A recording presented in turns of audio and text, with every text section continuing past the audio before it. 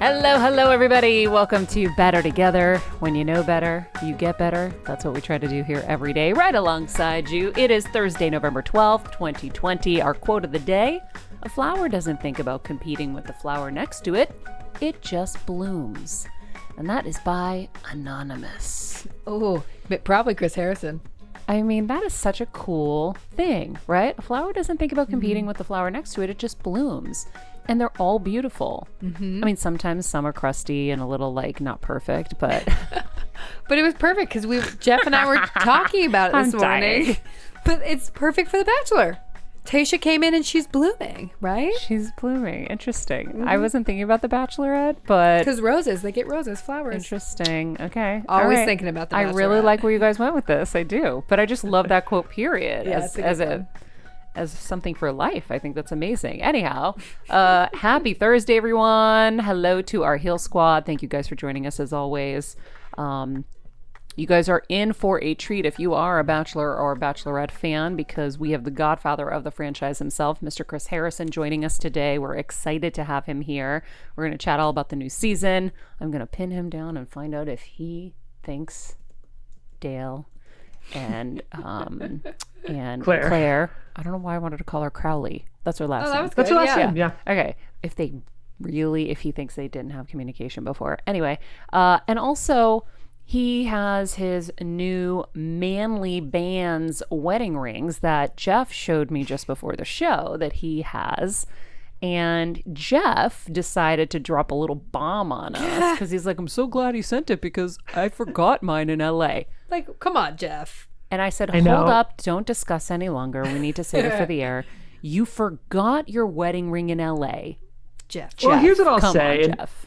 Let me know whether or not you all relate to this. Sometimes those 4 a.m. flights, I packed, you have to pack everything the night before, right? No, that's the amateur move. You don't pack the night before. You pack days in advance. Oh. And then you're ready to go the night before. You might just say, let me throw in one last thing, or you are ready to go. Maria's been teaching me that, Jeff. So that's a good note. And you don't forget your wedding ring. Right. Well, the problem is I don't sleep in my wedding ring. I don't know, Maria, if you do or not, but I keep it on a bedside table in a very specific place, and every morning I put it on, but just leaving for that early flight, I was a little foggy, and it's the one thing. I got on the plane and I was like, there's something I forgot. This is a 2-month trip. I'm freaking out. I look at my hand and it's empty. So I got lucky because Chris sent me one. Yeah, you're not that kind of guy, obviously, so I can razz you about it. But Kevin forgot his ones too. And I'm like, really, honey? And then he hates wearing it now because he thinks it's so big. Like, he wanted a big one. Yeah. He wanted a manly band ring, which is hilarious. And now he doesn't even wear it. He wears a rubber one he bought. And I'm like, why did we spend all that money on this amazing, wedding ring when you just have it in a drawer and you wear a rubber band? Yeah. That's messed up, guys. It is messed up. What does he say? Have you talked to him about it? Yeah, he said he doesn't feel comfortable. He's not a guy who likes jewelry. And I'm like, well, could you told me that before we spent all that money on your wedding ring? I would have gladly bought you a rubber ring, and we could have maybe added to my ring. Kevin.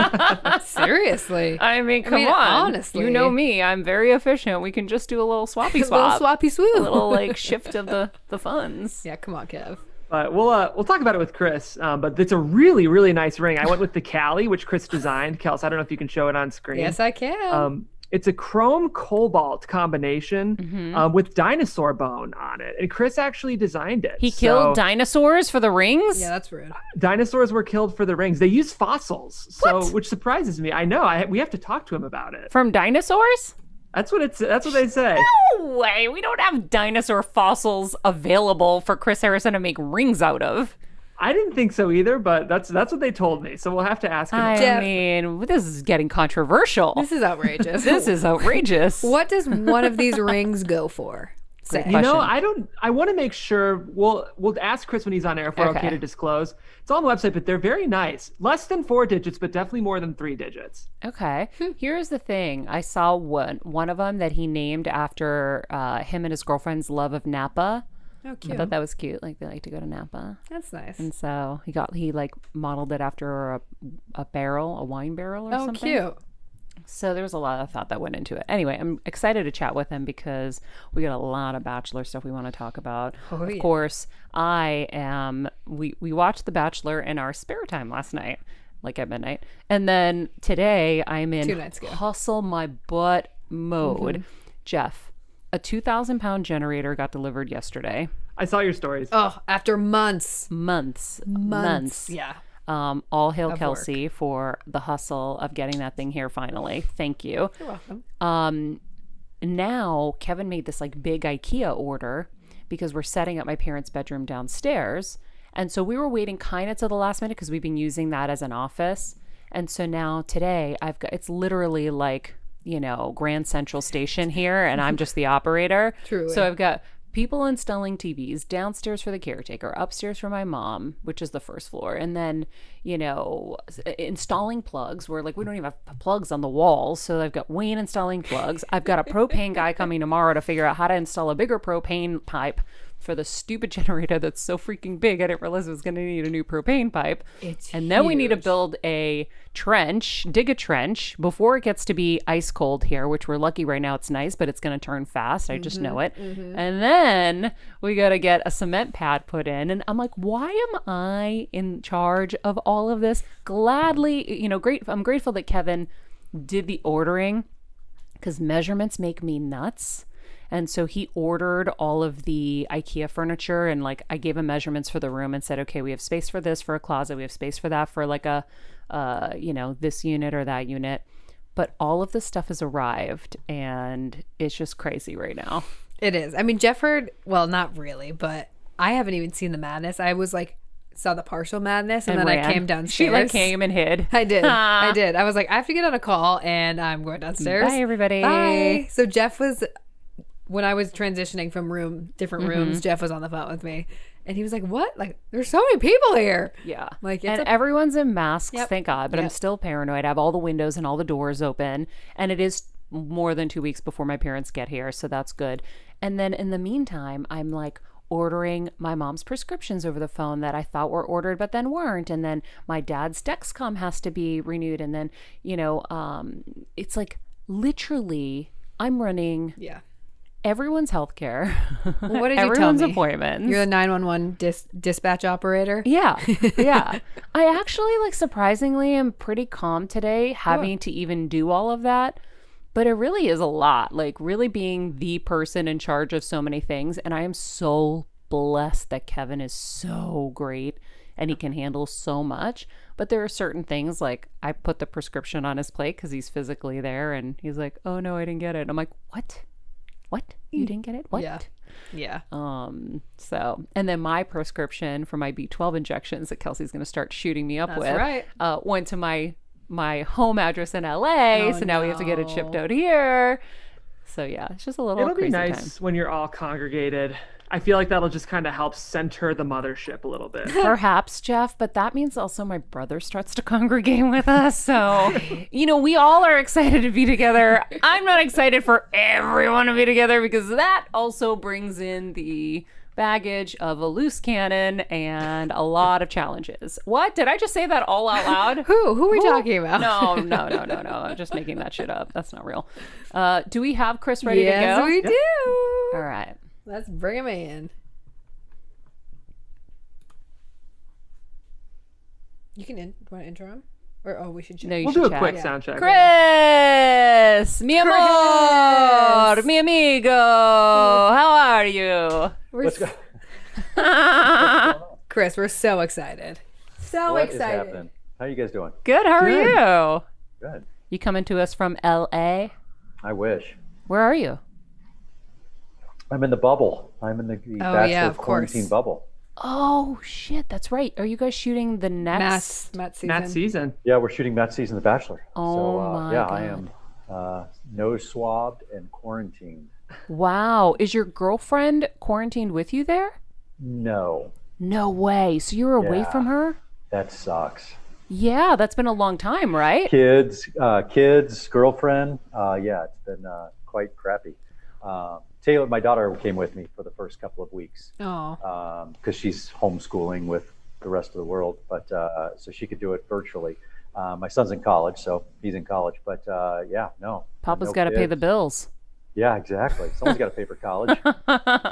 Wait, so how long have you been in quarantine in a bubble? You're like an NBA player, Chris. It'll be 50 some odd days. I don't know. I haven't been home for more than a month and since this summer. Wow. Is it starting to take a toll on your mental health?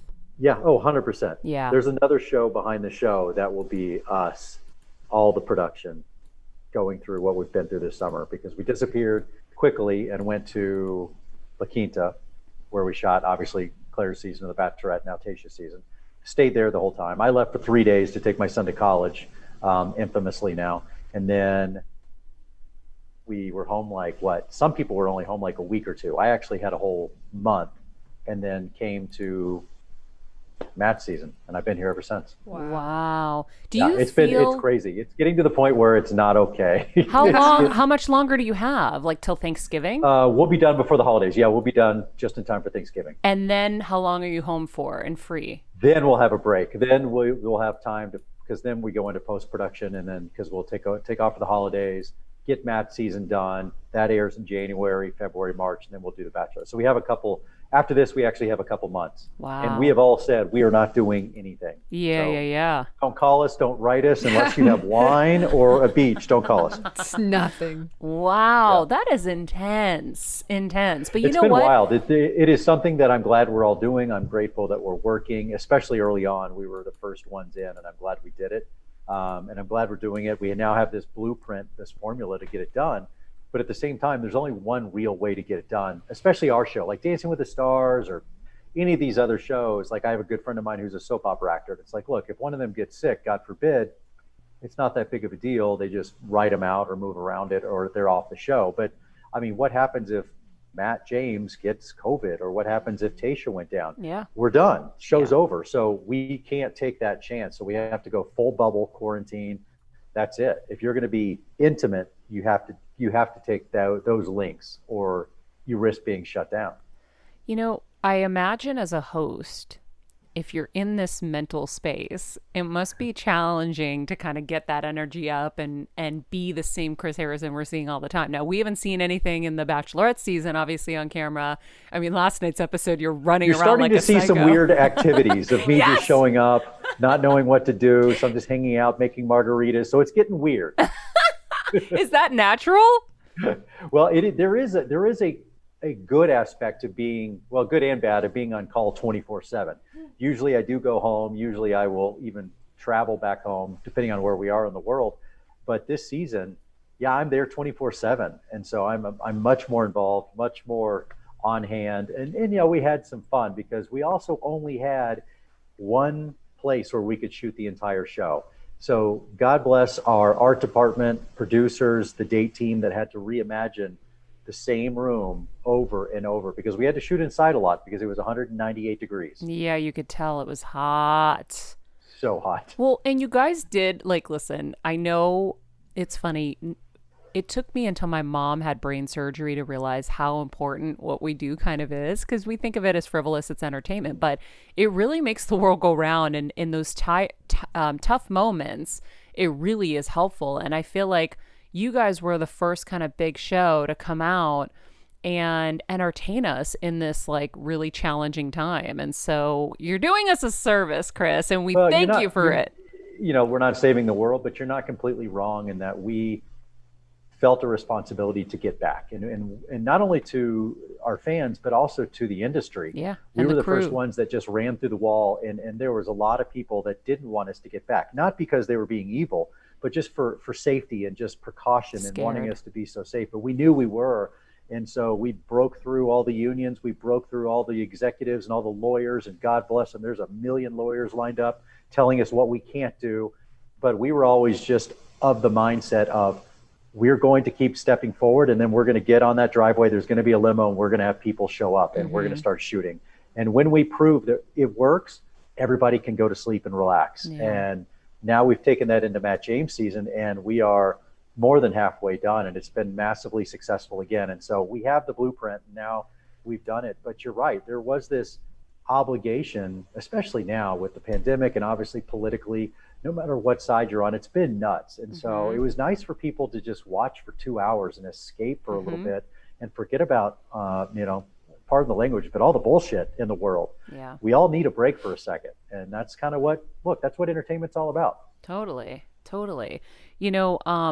It's funny. I think of you again, even hosting, because you've been hosting this since 2002? Just going into almost 20 years. Yeah, 19 years. My son was 6 weeks old when I got the job, so he's obviously in college. So the show is a freshman in college now. Whoa. Okay. Do you ever get tired of saying the same shit over and over? Yes and no. I mean, yeah, there's so many cliches that you come in and it's like, it's the final rose tonight. Take a moment, say your goodbyes. There's these moments. Yeah. But at the same time, when you see the effect it actually has on the contestants, like the first night, it's really funny.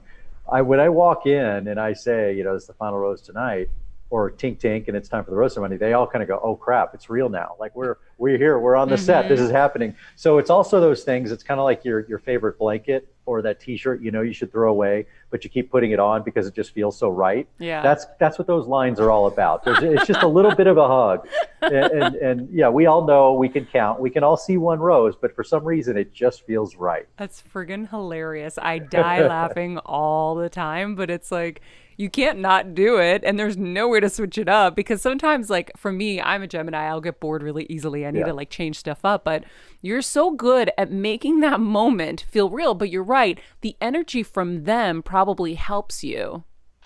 It does. In that moment, I just did one with Matt James, our Bachelor. We just did one 2 nights ago.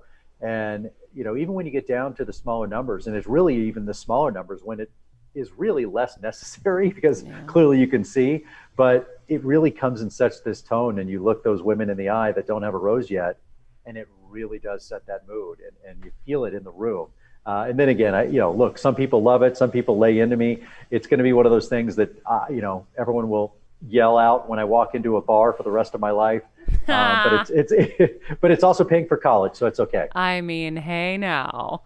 Guys, if you're following along here, at the end of the show, we're going to talk about our takeaways from this week, because we had so many incredible guests right alongside Chris. But Chris, we have to get into Bachelor. We are going to talk about the fact that you gave Jeff the most amazing wedding band as well. We're going to get to that, and how you saved his marriage because he forgot his wedding ring in LA.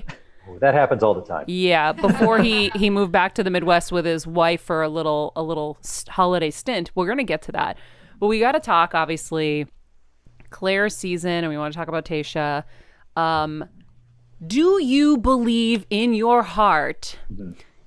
We got a lie detector test. We're looking each other in the eyeballs. Do you in your heart believe that Clare had any kind of communication with Dale? And I only ask again because she admitted on the first episode that she had communication with that other guy. Yeah, I don't Blake, remember his name. Yeah. Blake. Yeah, Blake. So if she had communication with him and she was watching Dale and being like, oh my God, I love him, he's amazing, how could she not have DM'd him? And did you guys ask to check her DMs? No, I mean, because I don't think legally you can take their phone and go through it. But maybe we can, I don't know. But I might be the most gullible idiot in the world, but I'm pretty good also at reading these people, and I'm watching these conversations. And as soon as I had heard about Dale before. She had mentioned him before we ever started taping. And because I had asked her, I'm like, did you see anybody? Or she's like, yeah, I looked them all up. And I was like, okay, she admitted it. And she admitted enough that I'm like, okay, I think she's come clean. And then when Dale showed up and she was, smells good, I'm going to sniff his pants and I love this guy and all that. And I'm like, okay, it's happening fast. But I watched those conversations so carefully, being a detective of like, okay, is she going to slip up or is he going to slip up and say something that they shouldn't know yet? And unless, he's Tom Hanks and she's Meryl Streep, they really pulled it off. And I do think that knowing Clare long enough, if anybody could manifest this and have it in her head to play out this movie, it would be her. And I think they also found this quick commonality in their parents and their lives. And she was ready to go in lockdown mode. And so, yeah, I think it's just wild enough that it's true. And I also don't think that she would swear on her dad's life. I know. Like I thought that too. That seems extreme. Yeah. So I don't know. I'm going to give her the benefit of the doubt, and it's not even the benefit of the doubt. I've really done the research and rewatched all these scenes over and over, and I'm like, I can't catch him. I can't catch him in a slip up. Yeah. Yeah. I mean, I believed her when you sat down with her last night. I believed her too. But there were like little things they said that kind of were like, huh? And I can't remember them right now, but she would kind of say like, all this time or something, but it was like 8 days or well, something. I do think though that in her mind, there really was that 4 or 5 months that we were sitting there that I think she was cyber stalking this guy and truly became infatuated with him online. I really do think that's real. And she went back and looked at all his stuff with his mom, and she had specific things she was telling me that she really liked about him from his Instagram. So that might be odd, but I really think it's true. I think she had been in love with this guy for months. And as soon as he validated that with a warm smile and a nice smell and a nice hug and a nice combo, I think it was ball game. But do you feel like he had enough time to catch his true feelings? Like he went with it, I feel like. But do you think he had enough time to really get there as well, where if she had all these months ahead? She clearly had a head start, mentally, emotionally, and probably otherwise. But I think he did get there. And that was the whole point of hitting the pause button on the show, which was something unbelievably difficult to do and unprecedented and kind of scary, because we were putting these guys on ice for like 18 to 24 hours and saying, hey, we didn't really tell them anything because we weren't sure. And then we said, okay, Claire, you need to figure this thing out with Dale. But also, we didn't know if that was going to work, because that day, that night, if they didn't end up together, if they didn't profess their love and it didn't go well and it all blew up, we kind of were trying to go back to the same show. And how would she recover from that? Meanwhile, Tayshia was there because we knew things were going sideways, but Tayshia had the understanding, and she knew as well, she may not be the Bachelorette yet, but we have to start the process if you're going to quarantine in. So there were so many layers of crazy going on as producer, host, and trying to figure all this out, and also honestly try and help Claire find love. It was wild. It's I don't know if we ever could have done it without the quarantine bubble of just knowing we were all stuck in one place. Yeah. I mean, it is amazing to think of how much you guys had to juggle behind the scenes.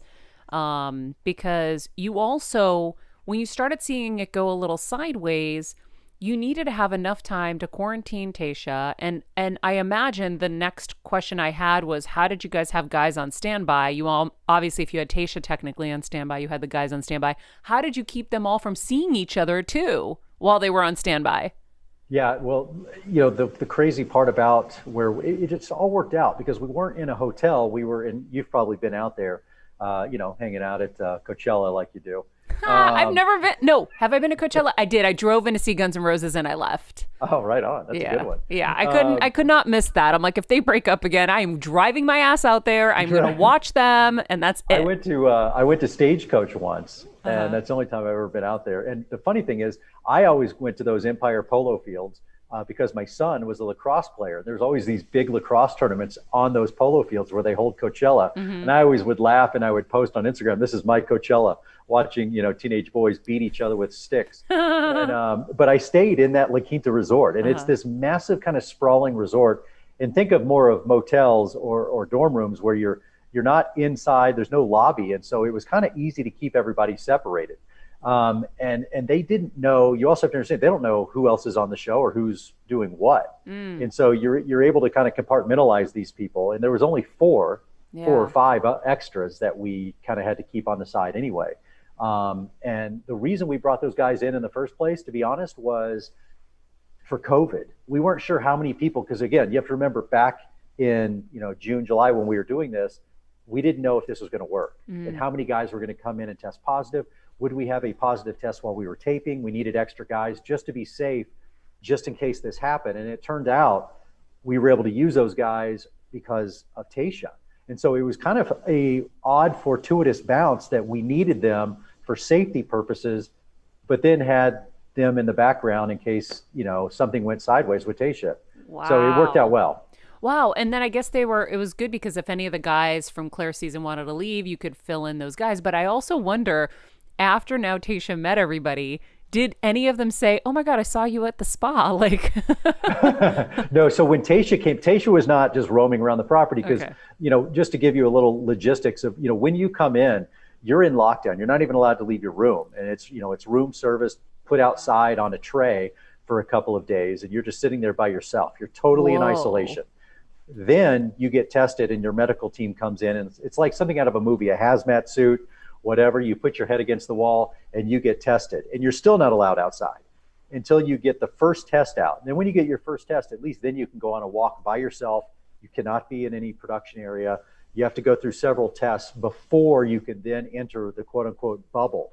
And then even when you get into the bubble, there are protocols about where you can go, who you can be with, what type of mask you're wearing. I mean, it's like a military style plan of safety and detail. And, for example, when I or Tayshia or anybody that is quote unquote talent walks on the set, because we don't have masks on at times, I wear one up until I get on set. And then when I don't, everybody has to put a certain mask on that is, CDC approved. Yeah. You can't just put up your buff or your handkerchief. That's not good enough. You have to wear a certain mask that is safety approved. Even if you've all quarantined all this time together? And by the way, we continue to get tested. And the crew gets tested. I thought the whole point of we're in the bubble, we can all now hug, we can live. Yeah, no, you can, for the crew, and I'm sorry, for the cast, that was the whole point, was to keep Clare and the guys safe. Yeah. And to give them the experience of normalcy, hugging and kissing and doing whatever you need to do. Wow. But to do that, we all continue to get tested. We all continue to follow the protocol of wearing masks and making sure that only a certain people go around the cast to keep them safe. Wow. It's crazy. There's a lot that goes into it beyond the fact that you're able to watch The Bachelorette on TV and have it just look normal is a miracle and a Herculean effort by our producers and by our crew. There's no other crew in the world that could have pulled this off. And I know I'm biased. I love these people, but it is amazing that all these people decided they would give up their families, leave their homes. And granted, they get to work, which is a blessing, but it wasn't easy. And by the way, it was 180 degrees. For sure. I don't think COVID could exist in the desert anyway. I'm not Anthony Fauci, but I don't think it could have possibly lived. Yeah, it's pretty wild. I mean, just hearing it all. You guys, before we move on to Tayshia, because I've got the two biggest Bachelor and Bachelorette fans here. Do you guys have any questions before Tayshia's season, just Claire's season? Oof. I mean, Chris, first of all, Maria's producers, Jeff and Kelsey here. We consider ourselves consummate professionals. We work with a lot of talent, but we are die-hard Bachelor Nation fans. So it is very excited for us to be here, and I hope we can maintain our composure with you. First of all, I did not know you've been to Stagecoach. Was Stagecoach, did you set the precedent for the Bachelor Nation Stagecoach? No. My guess is I was way late to that party. I'm a huge country music fan. I'm born and raised in Texas, and and went to school in Oklahoma. So I love country music. And the only reason I went, and I'm going to be a total bougie, celebrity jerk right now, but was the way I was able to do it was with one of my agent friends who was handling Garth Brooks and Jake Owen and all those people that were performing that year. And so I went in to play golf with Jake Owen and then go to his concert. And I really wanted to see Garth Brooks because I used to go see Garth back in college when I was in Oklahoma. He was this young punk kid playing in bars up in Stillwater, Oklahoma. Wow. So we used to go see this guy. And so that's the only reason I went. But yeah, I think that the Coachella Stagecoach run by all of our cast members was well into the fact. Okay. Chris, I need to know, can we talk about Yusuf, please? What in the heck? Let's talk about things that aren't going to age well in 2020. Yeah, you know what's funny? We are going to do a men tell all, a dressed down version of it the best we can.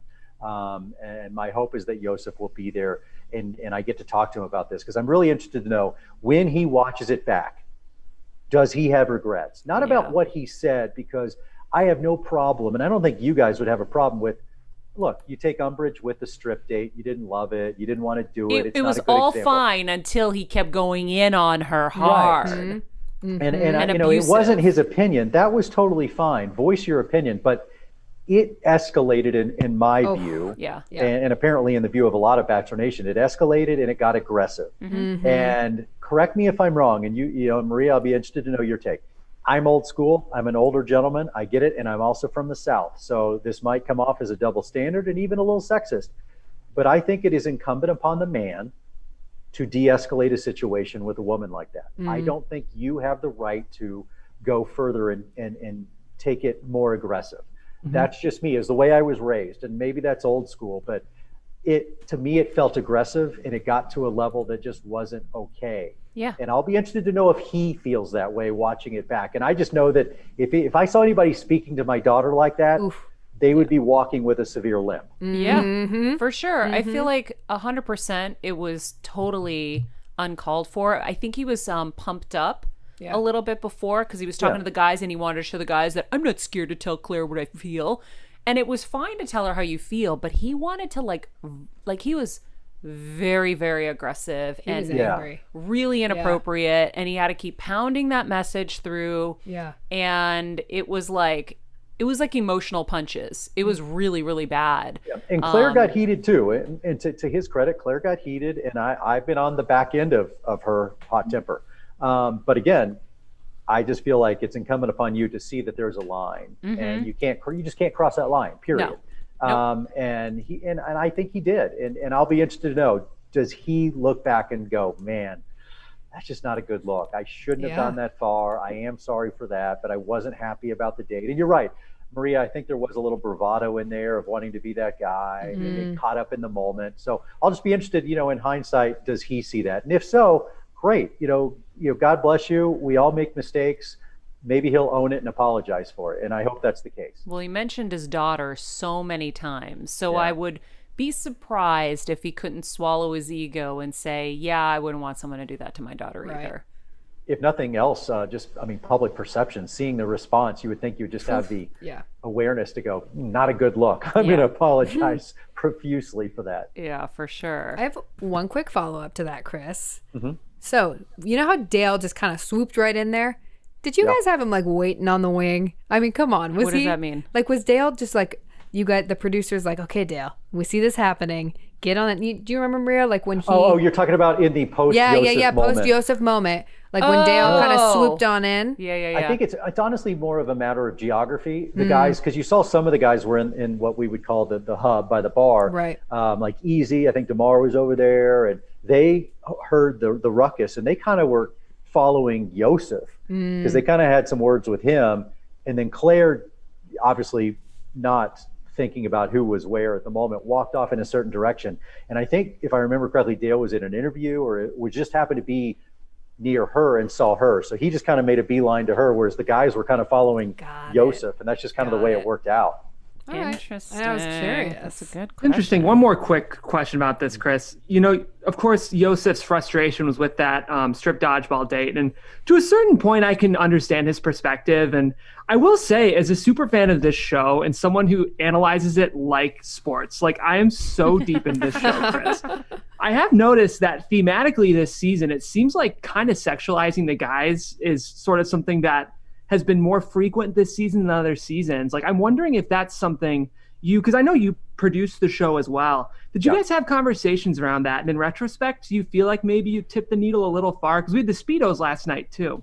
Yeah, well, first of all, I think a lot of this has to do with where we were in the situation. We were in Palm Springs. It was 150 degrees. We could only have so many dates even outside. It was so bloody hot. So we were very limited in what we could do. Even in the best of situations, we still were basically playing on the same playground, trying to create 30 or 40 different dates. So not easy. We were literally playing pool basketball last night with Tayshia. We're down to the nitty gritty. The strip dodgeball, one thing I love about the show is it does push those boundaries, and it pushes those debates and those levels of normalcy of what's right and wrong. And then it's kind of up to you, you the viewer, but also you, the Bachelor, Bachelorette, how far is Clare going to take this? What's she going to say? Will she actually make them do it? I mean, she was the one saying, take off your shorts. Or, at any moment, she could have said, okay, that's enough. We had fun. But she did. And by the way, then it's incumbent upon the guys to have their own sense of who they are and say no. One of the guys, by the way, I forget who it was, but one of the guys said no, and he just respectfully declined and didn't do it. Yeah. And by the way, no one had a problem with it. He was fine. Kenny, Blake, all those guys could not get naked fast enough. Oh my God. Kenny, who has no tan lines, which sadly I know now. Kenny's boy band, right? Yeah. He was naked 90% of the time. But those guys embraced it. And so, but I found it very interesting, the response by social media, which is always fun and interesting. But to your point, and I'd love to get your point of, is there a double standard? Would we have done that to the women? No, I'll tell you that right now. No, because it's not okay. Is that a double standard? Yes. Should there be double standards in the world? Maybe. In some cases, maybe there should be. And that doesn't mean you're against equality. It doesn't mean that someone can't have the same job or as good as you or whatever. But are there double standards in this world, and should there be? I think that's a great question. And that's one of the things I love about the show is it opens this great debate. We would all love to just say, no, it should be the same for everybody. You treat this person the same. But that's not life. That's not real. That's something you can say on a bumper sticker or something you can safely say on Twitter, but it's not real life. That's not how the world spins. Would you wear the Speedo if you were on the show? Hell no. Hell no. Have you ever worn a Speedo? I would have said no. Like if she had said, take off your shorts and get naked, I'd be like, no, that's something you got to earn. You want to see this naked? You got to earn it. Yes, Chris. Dying. No, but I do love people that respectfully decline. It's kind of like, to a lesser degree, what has become normal is the fantasy suite. What do you do on the overnights? What is that perception? And what do you want seen? And it's totally up to you. Where is your faith in all of this? Do you have family? That is a great question that you have to answer for yourself. And that's why I love this show, is we do have these debates. So wild. Okay, we're going to get to Tayshia. So Tayshia, we saw last night that you added all these new guys in.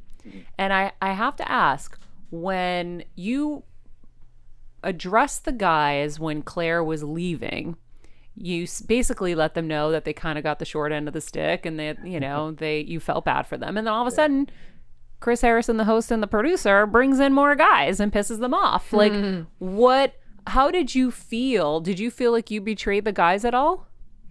No, because honestly, I felt more emboldened to support Tayshia. I wanted her to also have a full experience, as full as it could be. I mean, it was already reversed in that, the guys usually enter to you as the Bachelorette, and she was already coming into them.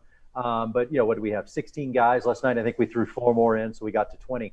So it wasn't a huge change anyway. But yeah, I think that since we were hitting the reset button, I think it was fine to do a full reset and add some more guys and have that little twist for the guys.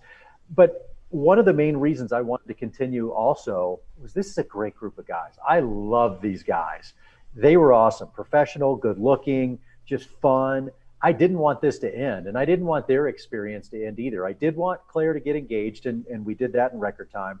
But I was excited when Tayshia came in, and then we could also give these guys who had been waiting around in COVID purgatory a chance to be on the show. Wait, you just reminded me of a question I had earlier. I forgot.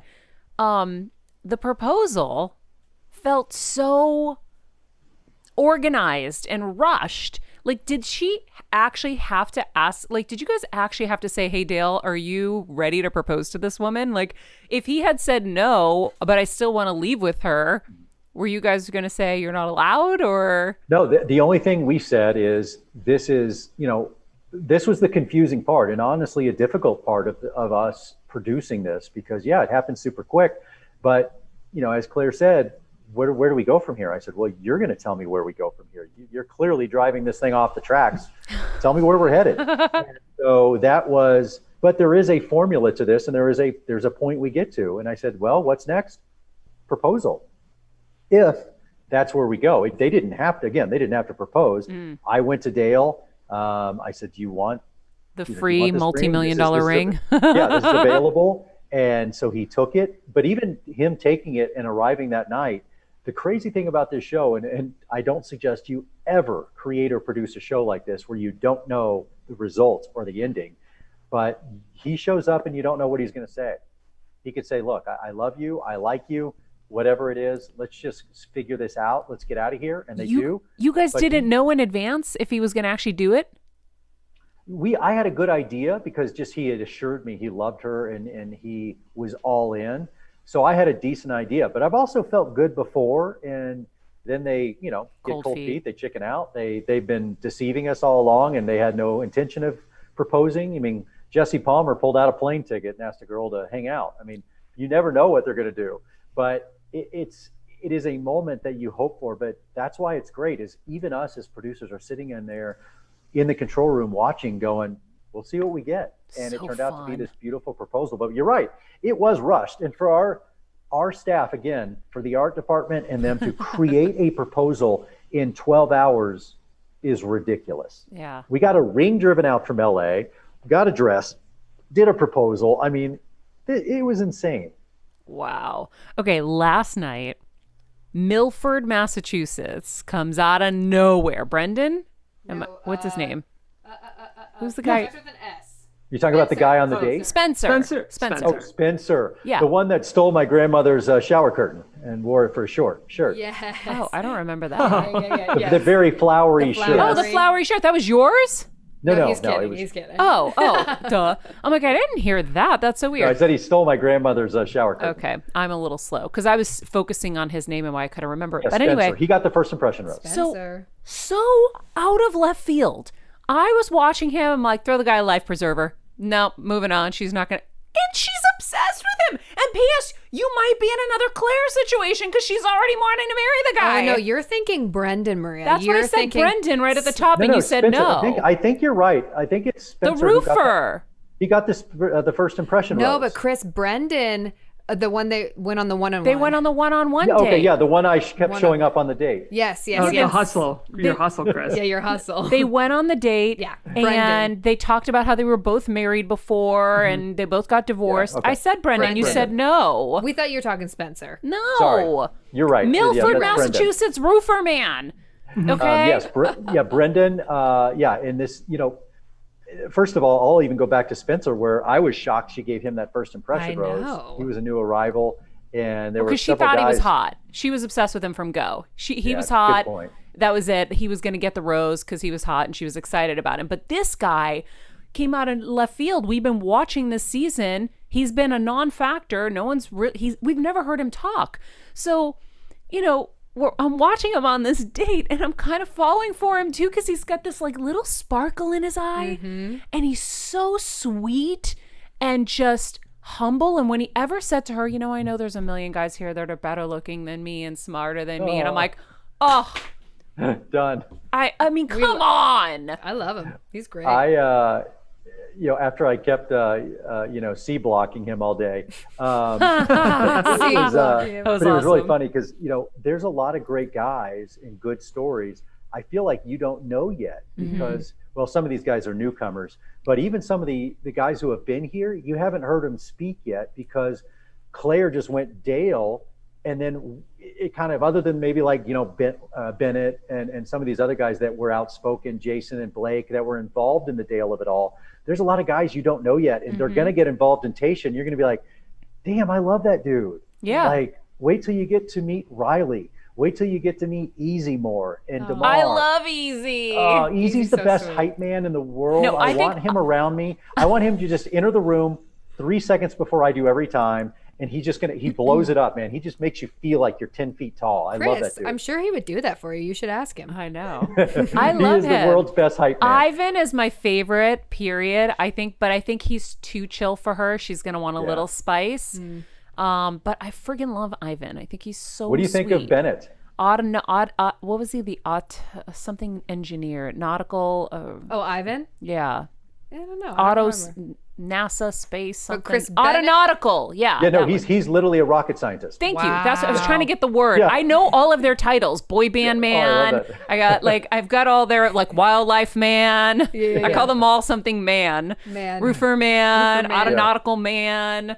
But yeah, he came out of nowhere for me. But it's interesting because even Zach hasn't had a lot of play in the last episode. Right, he's another good one that you're going to get to know. And I saw him in that preview with her in the dress, so he's making it to the end because I saw his face. You're going to love. Yeah, again, he's another one. We haven't been able to tell any stories, and once you hear his story, and by the way, Ben, another one off the top of my head, Ben S. Just when you meet him, and you're going to just die. He's going to go on a poster that just says America on it. The guy's amazing. Military background, Army Ranger, just great guys. And so this, again, I was like, we haven't told these guys stories yet, and they're awesome. Yeah. Oh, and I loved Jason last night when he was like, I don't want to take away from you guys. And, and you know, I don't want to take away from her. Like, he was just such a sweet stand-up guy. He's a sweetheart of a guy. Yeah. Yeah, it was really sweet, and all of them just like rubbing his shoulders and hugging him. It is. I mean, I know I've said it, but it's a good group of guys, and it's very dynamic. And I think now you're going to see Tayshia take advantage of this and actually have the dilemma that you would expect with a group of guys like this of trying to figure out, you know, because like you said, you're gonna run into a Brennan, you're like, oh my God, I love him. And then you go to the next day, you're like, oh my God, I love him. Yeah. And then, oh my God, this guy's story, I love him. And so there's a lot of that going on from here on out. So cool. So did this season is it the craziest season ever again? Most dramatic. Most dramatic we're going to be ever? hard pressed to top it. Dear Lord, we had a proposal in 2 weeks. Okay, but with Tayshia, because you know, like this next season. Yeah, is this new part of this season the most dramatic season ever? I would say just if you take this whole season on its whole, but no, I think for Tayshia, it gets back to more of a traditional show where it's more of this woman trying to find love. There are some villains, there are some fights, there is drama, but it's much more in the typical manner that you used to see on The Bachelor and Bachelorette. Okay, I'm excited. If you guys don't have anything burning in your minds right now, before I move on to wedding rings, I have we can shit on Jeff for forgetting his wedding ring yet again. I have a quick question, Chris, because I know you mentioned Bennett. He's Harvard, right? He's Mr. Harvard man? Yes, he is Harvard. He's God, Bennett. What was your first reaction of Bennett? You know, it's funny, my first reaction, and I will tell him this too, this guy's going to be kind of a dick. And I love him. He's one of my favorite people. No way. I love the guy. I think he's great. He knows exactly what he's doing. He is smart as a whip. He is so funny. I love how he leans into it. And he's kind of this pompous, condescending arrogance yet self-deprecation that he somehow walks that line perfectly. So he is that guy I really wanted to dislike, and I can't help but love him. I feel and like I think he needs that's an how ascot everybody's line. going to feel eventually. I feel like he needs an ascot line. He'll come out of this with an ascot line for sure. Yeah, absolutely. He's funny. It is brilliant. Yeah, he's great, man. There's a lot of fun. But the cool thing is, and I will add, I think this is one of the things I find endearing about him is there is more to him. He's not going to be a one-trick pony. You're going to actually get to hear him speak and create this connection with Tayshia. And you're like, oh, wow, wait, there might be something here. Like, this might work. No way. Yeah, Bennett? it's wild. Good teaser, Chris. No joke, man. It is. This guy's for real, so it's fun. That's why the season's so fun. It gets really good now. I mean, once I get sucked in, I get sucked in. Oh yeah. I mean, it's so. Well, you and everybody else, because there's record ratings. Is it really so? Chris, you're going to be doing this till you're like 95. Yeah, from what I understand, if I'm correct, we are now tied with the #1 show on network TV. So I think we are basically #1 and tied for the top spot. Not just on ABC, but on all primetime now. It is. I mean, to have a show that's been on 19 years and to still have that much success is insane. Wow! Congratulations. Huge blessing. Thank you. Yeah, I mean, you've obviously worked. I think it was so my hard. margaritas. I think so too. Oh no, when you pulled out the margaritas last night and they were frozen and somehow they stayed frozen for that split second you guys were on camera because I know it was hot. I was like, I want a margarita, especially a frozen one. You Those know, are it's my funny. I favorite. legitimately made, so we shoot all this stuff and we never use it, but we actually we had ice and everything was set there in the shade. And when they were coming up, I actually made the margaritas in front of them and we were talking while I was making them. So there was this whole conversation thing that maybe we'd use it, maybe we didn't. And turned out we went to the, I was just blocking Brendan all day, but I actually did it. And then when I got to the ice cream, that had been kind of sitting out and it wasn't refrigerated. So that stuff was melting quick. It was almost like gazpacho I was putting in. And so that's why you didn't see the scooping. You just saw them kind of leading with ice cream. So it was pretty funny. I feel like I need to get Chris a shirt that says Captain C Block. I know, like right? With like a margarita in his hand and the ice cream cone in the other. I did get a text message, and we did mess this up last night. It should have been me pushing the button to set off the fireworks in the end. Oh, 100%. Yeah, exactly. Yeah, that was a fail. That was a fail on our part. So funny. Chris, you mentioned jokingly an ascot line for Bennett, but in some ways that's a real thing, right? Where contestants are now leveraging the show for opportunities beyond the franchise. I mean, it's grown so much bigger than it used to be. And with social, the conversation around coming on the show for the right reasons is so much bigger than it used to be. Is that a concern? I mean, you're a producer on the show as well. You have a creative stake in this show. Yeah. Do you guys have those conversations, and what are you doing during casting to make sure that people aren't just trying to leverage the show for opportunities? I mean, yes, you do look out for that, but at the same time, the show's never been predicated on the fact that it's 100% going to work. And, I've dated, you've probably dated, well, you're married, but before that. But the fact that you could have a stunningly good-looking model, and if you're going to date that person, there's a price to pay for it. What comes with that? Is this person using you? Do you just want their looks? Is there something upstairs? Do you really connect? So no matter what you do in dating, these are questions you all have to answer, no matter where you are. And so what are you really looking for, and what does this person mean to you? And so, yeah, there are people that might be there with ulterior motives. Before social media, there was something else. It was just to be on TV or whatever the reason.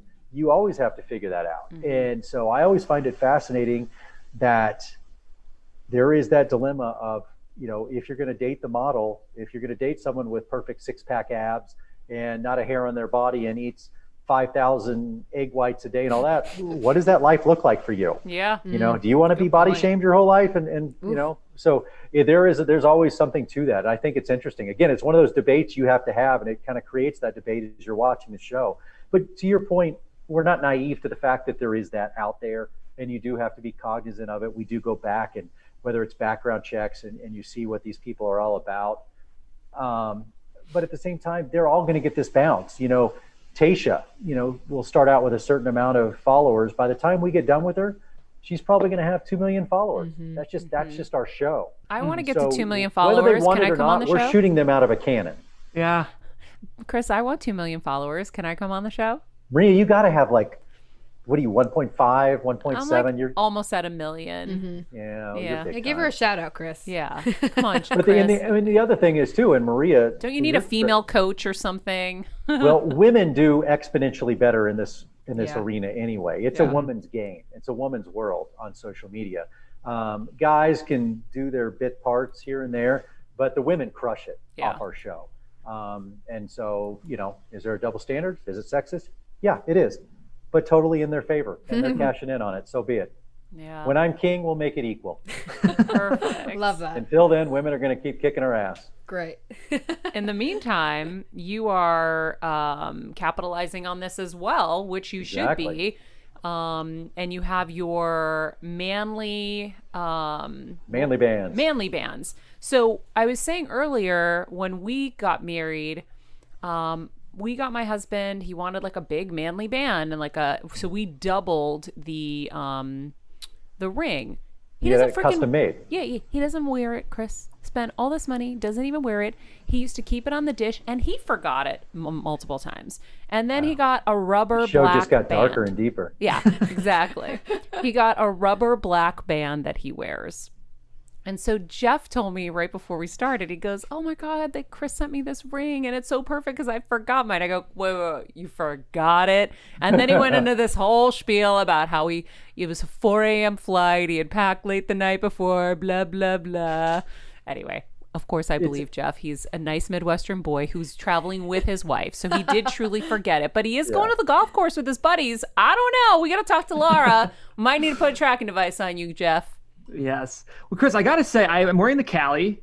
Oh, nice. I love that. I thought it was the Cortez, but yeah, you are wearing the Cali. Yes, and it's great. Laura loves it, so congratulations. It has both the male and female stamp of approval. And you designed all of these. Yeah, so, well, and I use that term loosely because obviously the jewelers, the experts at Manly Bands were massively involved in figuring out what materials we were going to use and how it was going to look. But I was talking about, what I wanted to implement. And so the whole thing came about. It was this kind of crazy karma story of timing, and they came to me and wanted to do just some promo videos and just have some fun and have me kind of endorse their company. And as I always do, before I endorse anybody, I wanted to learn who they were and what they stand for. And it's this mom and pop shop, this husband and wife that, kind of like you, Maria, they were getting married and they found a problem. They couldn't find a ring. He's a big guy, needed a bigger ring, wanted something different. It didn't exist, so they created a company. Wow. So it's kind of the American dream, and it's absolutely blown up. And I said, guys, I love this. Can I get more involved? And that's where this partnership came from. And it ended up with me creating a line with them. And I wanted a little bit of everything. Obviously, rose gold, no brainer. But I'm like a big Texas guy. So you notice some of the things are like Lone Star, and there's a lot of blue in there, and the Austin, but the Strait with some wood in there, which is after George Strait, and some wine barrel, the Napa, the wine barrel. So there's lots of different kind of colors and materials and personalities. I just want you to look at the line, and there's something for everybody. There's a big price point, lots of different looks. Like Maria, your husband would go on there and be like, yeah, there's a ring I actually like. I would wear that, which is kind of cool. I like that people have gone on and picked their own favorites. I'm actually wearing the Host. Oh, yeah? Oh, I love that. So Chris, clarify this for me, because you are not currently married. So when I was going to ask you when What's you're on going my to right hand, by the way? I said, when are you going to put a ring on it? But in Greece, you wear it on the right hand. Oh, do you really? Well, you're married in Greece. Definitely not Greek. But funny story about my girlfriend who thought she was Greek, and oh my gosh, found out she's not. No way. But we'll dive into that with Lauren Zima and her non-Greek family. Yeah, it was a really funny story. That's what this 23andMe world has done to all of us. We've actually found out. Wow. Our great-great-grandparents were lying. I've got some Italian in me. I was so excited. Yes. But yeah, but it is I've found that I've been wearing them this season because I have a bunch of them here, that depending on what outfit I'm wearing, if I'm dressing up, then I like to wear something a little more formal. And then if I want to, be chill, it's like I have the Napas right here. It's like you just wear something fun. So cool. And I could see a world that guys start buying multiple rings. It's kind of like you. It's like, okay, Maria, you're going to carry this person, wear this dress the rest of your life. Yeah. Like, no, you don't do that with anything. No. Why Guys do we love do that jewelry with our too. rings? Yeah. Kevin loves rings. He loves jewelry. Like, not a lot, but I think that there's definitely a place for it to not just have to be a wedding band, for sure. And we make it so easy in this world of not wanting to go out, not wanting to leave our homes. You go online, you go to manlybands.com, and you find the ring you like. If you find something in my collection, wonderful. But Manly Bands has a whole other world outside of my collection. We send you a ring sizer. It's this thing. They literally, it's these plastic rings. No way. You send that to people? Yeah, we send this to you, and so you pick your ring size. That's amazing, because I was going to say that's the hardest part. It is. So we send that to you. You get your ring size, and it comes straight to your house. You never have to leave. There's no touching, all that good stuff. It's totally safe, and your ring is guaranteed, and we'll take care of it. And we also, Jeff, to save you and Maria, your husband, we're sending out this kind of silicone band as well. So if you need to take your ring off to play golf, you can put on or go to the gym. You can put on your silicone ring as well. Go to the gym where all the hotties are. Oh. You know what? So is there a price point we can talk about on here for people? Yeah. I mean, honestly, there is a wide range from hundreds of dollars to thousands of dollars. Mm-hmm. And so, look, I get it. Not everybody has all the money in the world, but they are all relatively affordable. I mean, it's still great material, and these are very well built. And it is your wedding ring. So, but if you don't have a huge price point, you can dive deeper. Manly Bands has, I think below $100, they even have rings if you want to go there. So there is something for everybody. But in my collection, I think they started a couple hundred and go up from there. But I did want some that were a little lower in price so everybody could feel like they were a part of it. I would want Kevin to wear a Chris Harrison anointed manly band. Totally. I wouldn't want just a regular manly band. I would want the Chris Harrison. And I now want to know if there shouldn't be a proposal the other way with your rings. Like, are we going to see that? It's so funny. I actually said that. I see a day, and I want a day where the bachelorette proposes to the guy. Yeah. I was going to do it for Kevin. It is funny, and there is this old standard and this old tradition where at the end of the day, the girl's handing out the roses and running the entire show, and at the end of the day, she wants to be proposed to. I want the other way around. I want them, whether it's my ring or not, I do want that moment where a woman says, no, I got this. I want to marry you. Yeah. And see how that goes. Yeah, but then you'd still have Neil Lane on the side where she could get her amazing ring too. Exactly. Neil Lane's, look, we got to get the Neil ring. No pun intended. I'm staying in my lane. What Neil Lane does is great. I love him. We need both. But I will say, I think, was it Zoe Saldana that proposed to her husband?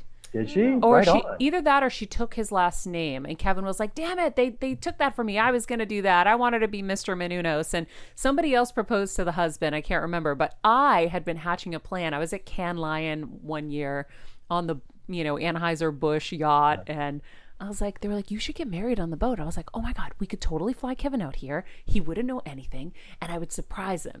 And so I was gonna do it, like legit.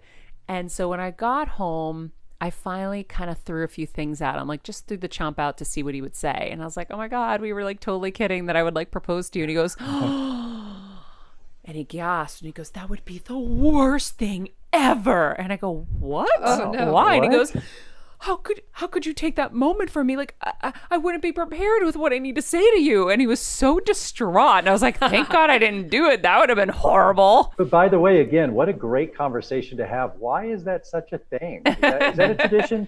Is that a tradition we still believe in? I mean, I'm old school. I get it. And by the way, I was married before, so I did propose. Mm-hmm. But I'm trying to think, like, I don't mind. I wouldn't mind being proposed to and being surprised. Like, should we call Lauren right now and say, why are you waiting for Chris? You leave Lauren Zima alone. That woman's a saint. You get down on one knee and make it happen. Get one of his bands, buy the most expensive one, and get down on one knee. So you would be okay with that. I would like to be in the same room as her someday. Would you? Oh, I know. Would you be okay if Lauren wanted to propose to you? If she did? 100%. I would be totally fine with a woman proposing to me or in any situation. Yeah, for sure. Wow. I think it's a great, lovely gesture. And if you both if you are sure enough as a man that you're going to propose, why wouldn't it be okay for a woman to be sure enough to propose? I agree. Why is that social construct there? I mean, I know it's just 1,000 years old. It's just what we've done. But Yeah. I think it would be fantastic. And I think The Bachelorette may be that show that could kind of break down that wall and do that. Well, there's going to be somebody that's going to do it. And Claire definitely could have been the one. But at the same time, even though she was definitely breaking barriers, she's such a romantic where I know she wanted Dale to propose to her. Yeah, there's that fairy tale going on in the head. Yeah, but that's yep. But that's Well, tell me this, Maria. Is there in your mind, as a woman, if you've never been married before, is there that fairy tale that a man gets down on one knee and proposes to you? Is that something that's taken away from you? I'm kind of a dude, so I would have been totally fine proposing and surprising him. I think yes. But for me, I had a different life, so I feel like, and you know this, getting to host these big award shows and all that for so many years, I was that Cinderella. I had that moment, so I didn't need that, right? That's why it wasn't something I was even caring about, oh, we're married, we're not. We're married in our hearts. But, so it's hard for me to say that when that is the one day a girl gets to be, the queen of the night, the princess, the Cinderella or whatever. So I'm a tough example because, I'm at the Oscars wearing $2.2 million dresses and covered in diamonds. And I don't have an opinion on this, but I feel like Kelsey, you could be the one to propose for sure, but yeah, would you want to be proposed to? Well, that's what I was going to say. I feel like, I don't know. I think I could do it. Also, I think that I'm a strong, independent lady and could propose, but I don't know. I kind of would want them to propose. Yeah. But I do believe there are people out there that... And look, I think like anything, you got to read the room. You got to know your own relationship. I think there are relationships where that would work. And then there's some where a woman would be like, no chance, or I want. So, and it's kind of the same thing. Someone asked me the other day, it's like, who picks out the rings? Is it actually, it was Seacrest. Seacrest was asking me the other day. Ryan was like, wait, who picks out what? I said, first of all, we need to, you need some help if we don't know this. But I said, it kind of depends. Sometimes it's all the guy. Typically it's the guy and the girl. It's usually this combination, which I love. But that's what the cool thing, if you, again, not to promote my own line, but if you go to my line at on Manly Bands, you can scroll through and you can see in great detail what these rings are. And I would love for a man and a woman to just sit there with their laptop at night and flip through and be like, babe, this is our ring. This defines us. And I have little descriptions of the name of the ring and then kind of what they meant to me in naming them. So it's kind of, you read that and hopefully you get that vibe. I think it's so fun. But it's been fun, and I'm excited to say it's been off for a couple of weeks already now, and it's been a massive hit. It's done very well, even better than we thought it was going to do. I'm sure. And people that are getting the rings absolutely love them. We got one customer right here. They're solid. I do love it. It's a good ring. It's a really good ring. I have that in blue. That's the Cortez when it's in blue, and it's this gorgeous, based on the Sea of Cortez, which is one of my little favorite places to visit. And that I just love them. I love all the different looks and the descriptions and the vibe, and it's fun. Is it real dinosaur bone, Chris?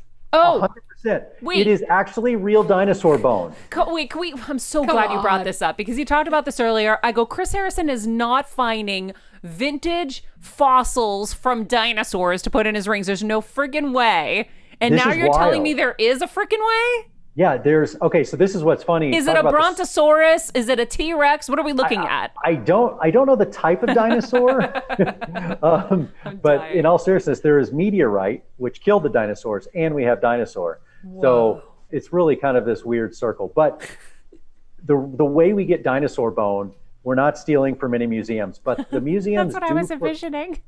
I know. The museums do actually procure all these bones and skeletons, right? And some of these bones are so small they can't be displayed. They have no use for them, so they sell them off or they donate them. And Are you obviously, sure they're not giving you great-great-grandma? Oh God, that's so dark. So these museums Chris, you donate said you were this. gullible. So so who knows? They might be like, oh, this is dinosaur bone, and it's really like our great-great-grandparents whose bones are all like, I'm kidding, this is so Yeah, bad. but that's the story. That's really cool. That's how we get them is these are real dinosaur bones that are donated and we get to use them to put into jewelry and they're going to, last forever. That's bananas. Isn't that weird? I did not believe Jeff, for sure. It's so I thought cool. Yeah, Jeff true got story. bad research, for sure. Yeah, okay, so that makes it even cooler. There's real meteorites. Same thing. There's these meteorites, and some are kept, but some are so small that like we turn them into jewelry, and it's pretty awesome. Jeff, you're starting to kind of form a T-Rex right now. I mean, yeah, like honestly, like I wonder if there's an energy thing to the meteorites stuff. Maybe. I like the ring. I'll say that, Chris. It's nice. And I feel like my wife, we're big Bachelor fans, so it's very fun for us to have a Chris Harrison adorned ring. We really like it. So for you listeners, it's not just hype. Click on the Manly Band link in the description below. Don't you and I also do marry love the people, fact Chris? that is an extension and that there are fans that just want to be a part of it. And I love things that just spread more love. Yeah. I know it's kind of cheesy, but Nope. more than ever, I love a community. I love things that bring people together. I like things we can all be a part of, and this is kind of it. So, Chris, don't you marry people as well? I do. I'm ordained. I Yeah. have married many people from the show, and actually behind the scenes, I've married family and friends, and it's great. I love it when that means something. When I can walk up there and give a really meaningful sermon and speech, and it's something that I hold sacred. I'm a faithful man as well. I'm not a man of the cloth by any means, but I am ordained, and so I love it. I love diving into it, and like the rings, they kind of take on their own. All these different weddings kind of take on their own personality. Some people just want to have fun. Some want like a full-on religious service, and I'm like, great, let's do it. So cool. And I know you also host Miss America, and I was a part of it when you did it. So, or is that no longer? Did that happen this year in COVID? Yeah, no. I mean, I don't know what's happened to it. There was the Gretchen Carlson explosion and blow up of Miss America a few years ago, and she took it over. Sage Steele and I from ESPN were doing it. It had been, we were going on closing in on 100 years, and has just kind of disintegrated. It's really sad what what Gretchen did to that. I wish it was for the real reasons she said it was. I wish it was benevolent and kind and caring and out of the love of women and supporting women. It was anything but that. And it was just, and then Gretchen Carlson came in and destroyed an organization that was going on 100 years. And she did it within a year. That's how quickly things can disintegrate if you let it go. And it was sad to see, because I met some amazing women that it meant so much to, and it empowered so many women. There was so much scholarship money, so much good was done from that. And I was happy to be a part of it. And it just, like that, gone. And there are a lot of women behind the scenes that are fighting to try and put it back together. Some of the formers have reached out to me, and I've been working with them of maybe we try and get this back together. But it was stunning what happened. It was really sad. It was really unfortunate. Wait, I'm so out of the loop. I figured maybe I didn't hear about it this year because of COVID, because I only bring it up because I just noticed Miss USA the other day. And I was like, I wonder what happened to Miss America this year. Yeah. But so she came in. I remember she came in. And then what did she do? It was kind of during, there was an unfortunate incident during it was really on the heels of the Me Too movement. And there was a legit unfortunate incident with a couple of the gentlemen that were in charge. But it was also behind the scenes, which will never get talked about, was a very political hatchet job. Like, they went in, stole emails, made sure this stuff got out. It was a political play by a couple of people that wanted to topple the king. It was a coup attempt, and it worked. And then Gretchen came in and acted as if she was going to be the savior and all about empowerment, and it wasn't. It was just kind of for a media tour for her, and then she just kind of walked away and left the whole place on fire. And so it was just really unfortunate. Wow. Yeah. Chris, I mean, and to think that this institution had been going on 100 years. Yeah, it's sad.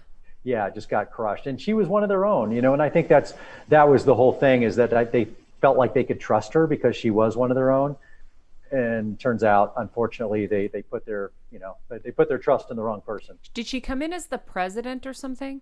Yeah, she took over as, like, I don't know if she was the CEO, but I think she was president and CEO. And now it's just little things, like she just went on, and she didn't ask really anybody's opinion. She went on and just made these grand statements, like on Good Morning America.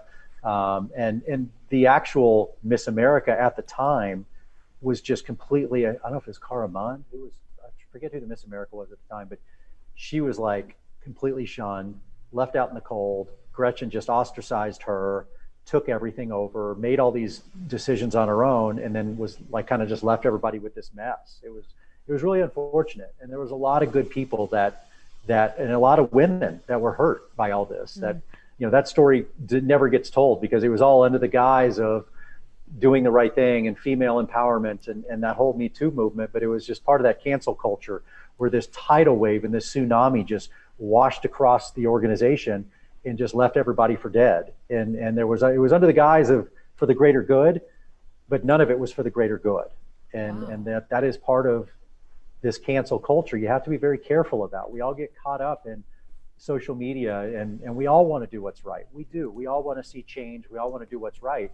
But sometimes it's wrong. And sometimes that tidal wave is burying the wrong people. And sometimes it's really good men and women that are getting buried. And that's unfortunate, because we don't stop to look at the bodies. We don't stop to see who just got covered up. We're just like, great, move on, screw them, next one, And it's a really scary time, and it's a scary culture that we're a part of, when no one really can stop to defend themselves. No one can really stop to think. And look, it's done a lot of good. There's a lot of horrible people out there, and I'm glad that some of these people and by the way, screw the canceling, are in jail or are gone. Like, it goes beyond that sometimes. But there are times when it goes a little haywire, and we do bury some good, and we do more damage than good, because it's under the guise of doing what's right. And it's a scary proposition. We have to be careful. We just have to have a little more grace, a little more understanding, and take time to thoughtfully look at what you're speaking about, and not just yelling about a clickbait headline that you saw. Wow. So the owner of the pageant should be able to bring it back, right? Yeah, and that's kind of the thing of who owns it. Where does it sit now? There is a board of governors, or a board in general that has a lot of say. And so the Miss Americas would like, oh, how can we get it from them and take this thing back over? So there's a lot of moving parts. And again, like anything, it's political, and everybody wants their power and wants their say in it. But it was unfortunate because it was actually a really strong organization. And the women, by the way, the women themselves knew that there needed to be change. Yeah. This wasn't a Gretchen Carlson revelation that, the bathing suit competition needed to be changed, that there were certain things that needed to go, but it was just a matter of knowing when to do it and doing it properly, and do it to where it helped the organization and kept it going, as opposed to just coming off and ripping the Band-Aid off and making these grand statements and then just saying, okay, good, you guys deal with this now. Yeah. Well, it's crazy because when I was a judge that year, I think that was like 2 years ago or 3 years ago, what I found so remarkable behind the scenes was that there was so much attention placed on find the girl with the biggest heart. And the prerequisite for our judging was find the girl who's going to be amazing with the kid who has cancer in the hospital. That's the girl who's Miss America. And I was like, whoa, what? You don't want the most beautiful, the most perfect swimsuit, the most perfect this, it was a different mentality than I expected to receive as a judge. And I thought that was really special because that's why Miss America is special. It was really, you have, it's a scholarship. It's, these are Ivy League educated women that, it's more about those things than just beauty. A really good friend of mine, Kira Kazantsev Dixon now, she's married, is finishing up grad school. She was Miss America probably 5 years ago or 6 years ago now, and now works for Golf Channel and does some amazing stuff. And, these women go off and finish their masters, get their doctorates, get, PhDs, whatever.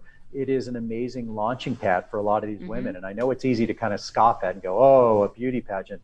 But if you, like you did, Maria, you saw behind the curtain, it was this sisterhood that meant a lot to these women. And it did some amazing things. And a lot of these people went to school and went to certain schools they wouldn't have gone to because of these scholarships and because of that leg up. Now, were there things that needed to be changed? Of course. I'm all about that and progression. And these women are, believe me, these women are more than strong enough, more than capable enough to have realized that. And we're happy to take it in that direction. But unfortunately, the legs were cut out and there's just, there was no surviving that. Wow. Well, I was a pageant girl, not like one of the pageant girls. I did, I think it was 2 pageants or something, but I learned so much about how to be ready for interviews, how to be poised, how to have confidence, how to get ready in 5 minutes and do your own hair and makeup. And, the different self you have to bring to everything. You're professional for the interview, you're glam for the evening gown, you're this, you're that. I give it so much credit for laying down a foundation for everything that I've done now. So anyhow, well, that is sad to hear. I did not expect that. I thought it was just canceled for COVID. And you were like, we're back. Yeah, no. Right after this. It was canceled. It literally was canceled. Wow. But hopefully it'll come back. Hopefully these amazing women can bring it back. They deserve it. I agree. So guys, if you want to know more about Chris, obviously you can follow him on Instagram at Chris B. Harrison, but you can also find his rings. Jeff, you don't have the website here, but I bet you know it. Yeah, we'll link it in the description. Just go to manlybands.com and Chris is featured on the front page, so you can link to it. And if you go to my Instagram, it's in my bio, but Manly Bands, if you go to their website, you can find it for sure. Love it. Perfect. And Thank you guys for having me on. I truly appreciate it. It was a pleasure. It's been too long, Maria. It's good to see you again. Thanks. Love you, Chris, and hang in. Chris, just another 90 days before you get laid. Right? Oh, sorry. Someone tell Lauren I'll be home soon. I know. Just another 134 days. Yeah. Another 2 years, Chris. Till you see your children. Who knew I was going to become a monk in my midlife. Just another 18 months before you get to hug your kids. Yeah. Chris, I know you guys are wrapping up, but I just have to ask so quickly, those roses behind you, are they from losers or are they from winners? These are probably stolen from extras. Oh, okay. Interesting. And I thought it would be cute to have it for you guys. Oh, it's very cute. Thank you, Chris. Thank you. All right, Chris. Have a great All right, time. guys. Y'all take care. Thanks, Chris. Bye. Oh, man. So much fun. I have to just make sure I'm not missing any appointments right now because I have. Okay, I'm good. That was awesome. That was so awesome. I love Chris Harrison. I do He's too. Such a pro. And the thing I really like about Chris Harrison is I find him to be very reasonable. It's hard for me to articulate exactly what I mean, but a lot of Hollywood people, he's been in this industry in the whirlwind for 3 decades. Yeah. They kind of lose their sense of reasonability and grace. And I find him when he's talking about the show or talking about past contestants, he seems to have a very reasoned sense of right and wrong, and he stands by what he says, which very few people do. He's a very, like, even the whole last conversation, like, he's not going to go, like you said, he's not going to go back on his word. He has a belief, and he's going to stick with it. Yeah, I love it. He's humble, too, I feel like. He's kind of just like, I'm going to do this. Humble Harrison. It was fun. So much fun. So fun. For our, we're thankful it's Thursdays. So, guys, the show went so long. We got to get through our takeaways fast. Quick, yes. But we did have, alongside Chris, we had Dr. Lippman, the gut expert. We had Trevor Moawad, the mindset coach to the most elite athletes. So, takeaways from this week, and we can go around the room, but I've already started applying the lessons from Dr. Lippman, trying to get those like quick bursts of energy. And so I'm out and I'm walking really fast, and then I'm, switching over to the bike or whatever it is so that I can, get my physical exercise in, especially as I'm trying to lower my A1C levels. That's right, sister. Not eating late at night. I'm really shutting it down, right? Yeah.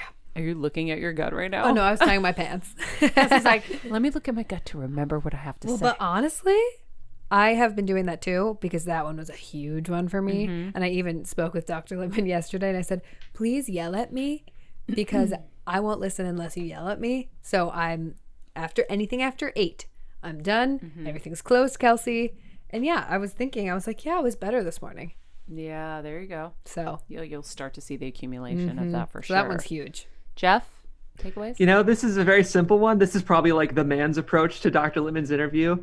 I never knew whether or not Beano was a scam, and Dr. Lippman totally endorsed Beano. So as Beano? someone helps digest beans. He was talking about like if you have problem with lectins. Yeah, you soak them. I soak them in Beano.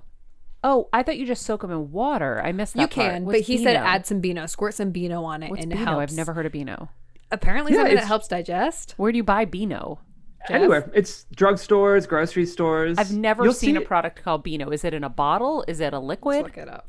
It can be liquid or it can be a pill you can take, but it's usually in the like indigestion aisle. So near the Pepto, near the if you need to, Dr. Lippman endorsed Beano. If you want to find it, it's usually near antacids and Pepto. So you put it in the water, like a pill in the water when you're soaking your beans overnight?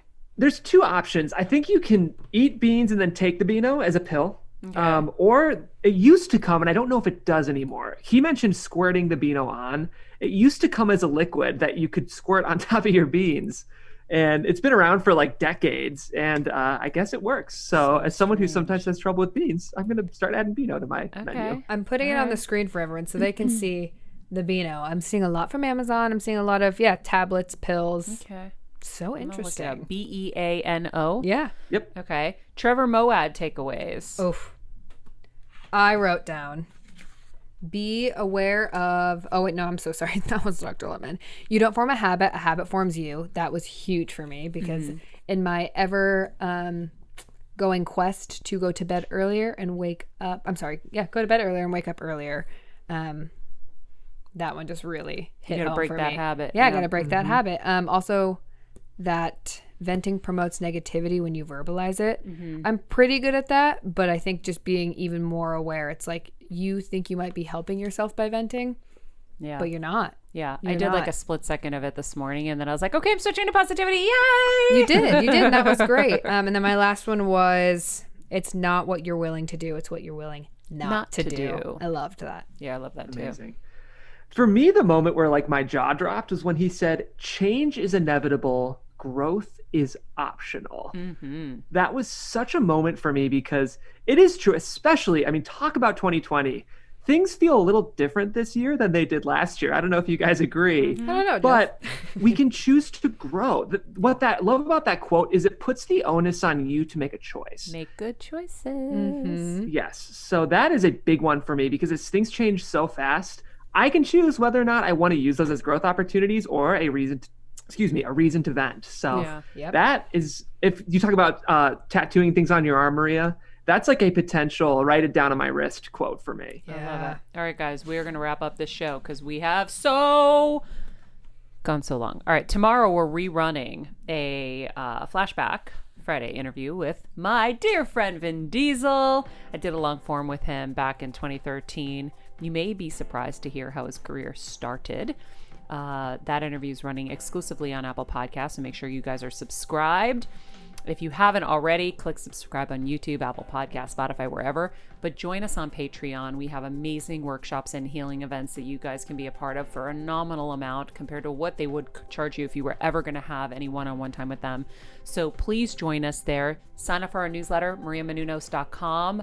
Our newsletter is going out this week with my 5 favorite beauty products right now with a makeup tutorial video. So sign up and join us.